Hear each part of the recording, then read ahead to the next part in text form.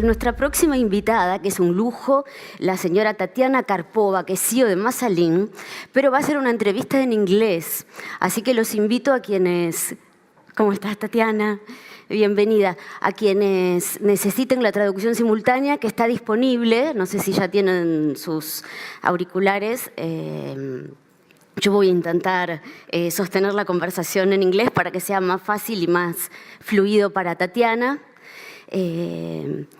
Well, it's a pleasure to have you here. I will try to ask my questions in English. Sure. Please, I apologize. It's quite rusty, my English. But it's much better than my Spanish, okay. For sure. Tatiana, you are CEO. It's so uncommon that a woman reach such a high position in such a big company like Masalín. How did you do it? Look, I mean, I think career development is similar for men and for women. What really happens is that at a certain stage, it happens that women seem to have to make a choice between family and work. Mm-hmm. Men rarely have to make this choice. And I think it's also a bias, it's also a prejudice, it's not really true. I think if we work enough to have the policies in place, to have the correct attitude to career development of women, we will not have this problem, and women will be able to balance both having the family life and to progress in their careers. So I don't think it's a big difference. Mm-hmm. You are from Ukraine. Yes. And you work there, but you also work in other markets like Russia and Switzerland, exactly. Very different markets. Yes. I was wondering if women are perceived differently in these different markets, if you felt different while you were there. Look, I think there are some differences between European, maybe US, and then some other cultures like Eastern Europe or Latin America. But I think since I was with the same company, I felt pretty much the same because we are homogeneous in terms of our approach of how we focus on diversity and inclusion. So for us, for me, being in any office of Philip Morris International feels the same because it is the same company. Are there more women in your company nowadays from the day you started? I think there are more women in the leadership positions. We have several women in the senior management, including president of the region. We have a plan, actually we have an objective.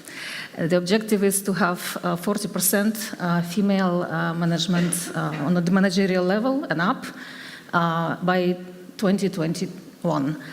And that basically drives a lot of things inside the company, in a lot of behaviors, because managers have this objective. And again, it's not a quota, mm-hmm. which is different. It's an objective. And the objective creates, let's say, certain behaviors and attitudes which help to promote and develop women. For example, if I'm looking for somebody to fill a position, a vacancy, and I'm asking, and it could be sales or even manufacturing, we're asking for 50-50 split of the candidates from the headhunter, from mm-hmm. the agency. Even if before there was some prejudice that women cannot work in certain, field positions or in the manufacturing positions, as pure male, area, we are now asking 50-50 split. And then shortlist, so the final candidates, we aim to always have a woman and a man. And then meritocracy comes to play, because meritocracy is still there, and you choose the best candidate for the job, or the best candidate to be promoted. But the meritocracy comes when you have already forced yourself to a fair split of the genders or other, let's say, experience-based or origin-based criteria for the diversity. I was wondering, I was thinking about the moment when you were told, Tatiana, you will have to take charge of Argentina. And so you started shaking. No, but I think you have gone through very hard times too, in Ukraine, for example, crisis. And can you share with us how you dealt with these extreme situations?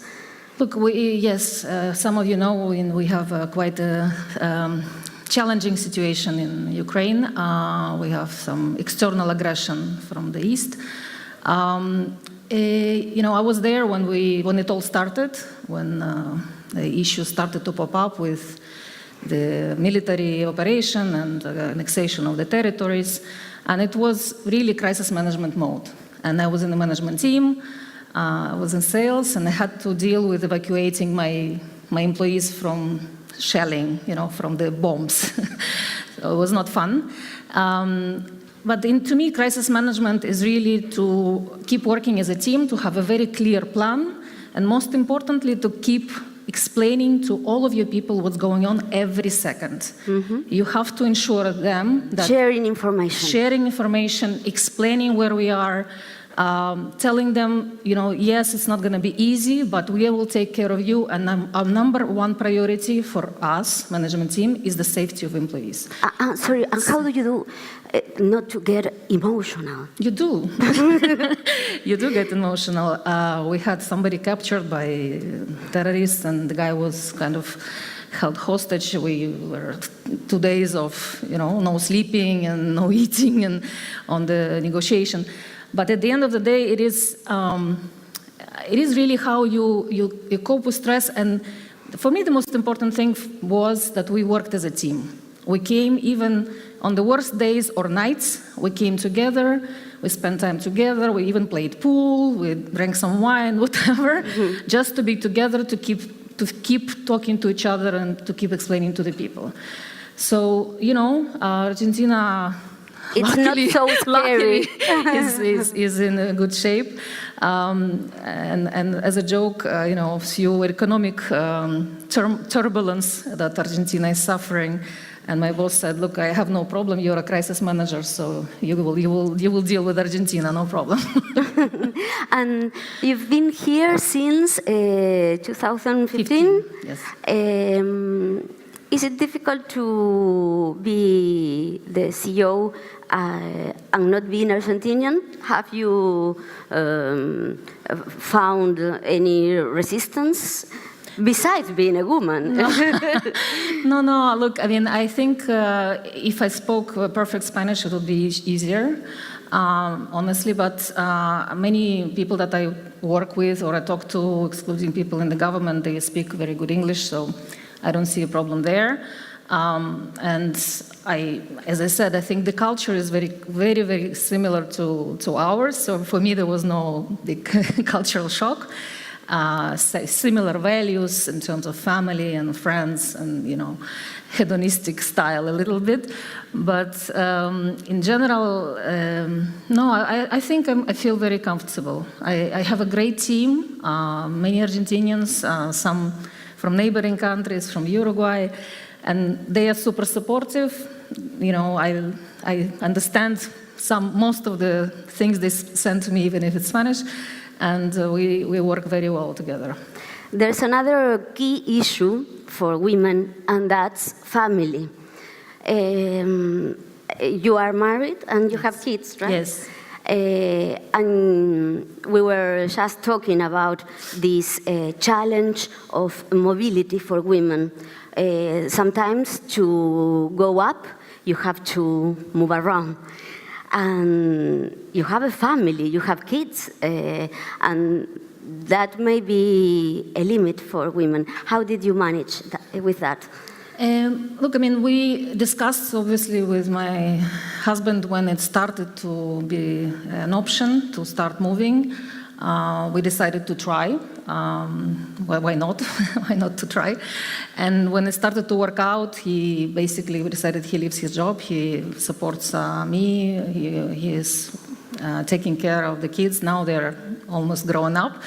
But when we started, we had made a conscious decision that he will be at home. It's not easy. Also, Ukraine, a bit machistic culture also. But we took this decision. And you have great support. Yes, it's true. But then the kids, we move, they change schools, they go to international schools, they speak English, they learn French, some Spanish, they travel the world, they have friends around the world. My daughter is now in England, she has hundreds of friends in Argentina, she's coming here for Christmas, home, she's coming home, which is here. So it's a great thing for me.